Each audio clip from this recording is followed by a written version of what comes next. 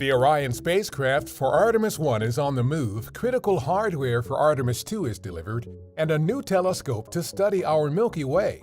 A few of the stories to tell you about this week at NASA. Engineers at NASA's Kennedy Space Center in Florida moved the Orion spacecraft for our Artemis 1 mission from the Launch Abort System facility to the Vehicle Assembly Building. Then Orion was placed on top of the Space Launch System or SLS rocket and joined the other flight hardware already stacked and ready for the upcoming Artemis 1 mission. Artemis 1 will be an uncrewed flight test of Orion and the SLS as an integrated system ahead of crewed flights to the Moon. Under Artemis, NASA aims to land the first woman and first person of color on the Moon and establish sustainable lunar exploration in preparation for eventual human missions to Mars.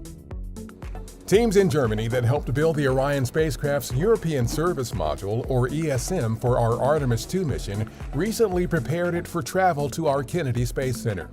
The ESM stores Orion's propulsion, thermal control, electrical power, and critical life support systems.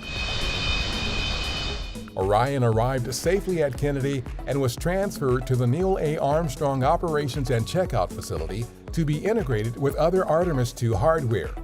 Artemis 2 will be Orion's first spaceflight around the Moon and back with astronauts.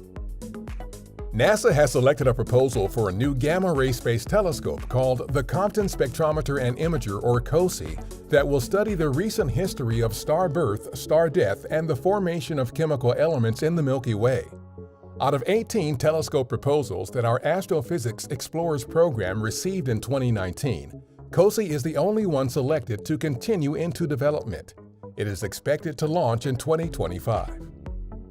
Undocking confirmed. Soyuz MS-18 is now free of the International Space Station. On October 17th, a Russian Soyuz spacecraft carrying cosmonaut Oleg Novitsky of Roscosmos and Russian actress Yulia Peresild and producer-director Klim Shipenko landed safely in Kazakhstan just hours after leaving the International Space Station. The 7 people remaining on board the station include NASA's Shane Kimbrough, Megan MacArthur, and Mark Vandehei. The station is scheduled to get 4 more occupants later this month with the arrival of our SpaceX Crew 3 mission, currently targeted for launch on October 31st.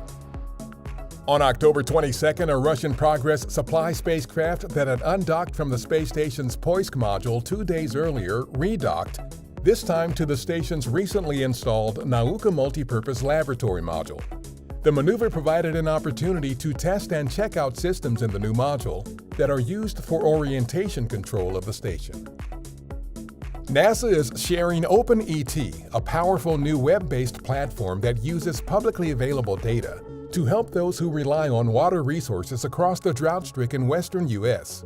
OpenET measures evapotranspiration, the combined process by which water is transferred to the atmosphere through evaporation of surface water on land and transpiration of moisture from plants.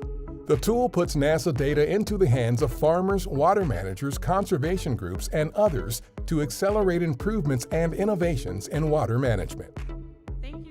On October 19th, we held a ceremony at Ellington Field near our Johnson Space Center in Houston to name the hangar there that houses the agency's T-38 astronaut training jets after late astronaut John Young.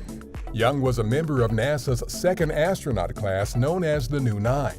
He walked on the Moon during Apollo 16, commanded the first space shuttle mission, and became the first person to launch into space 7 times, 6 from Earth and once from the surface of the Moon. That's what's up this week at NASA.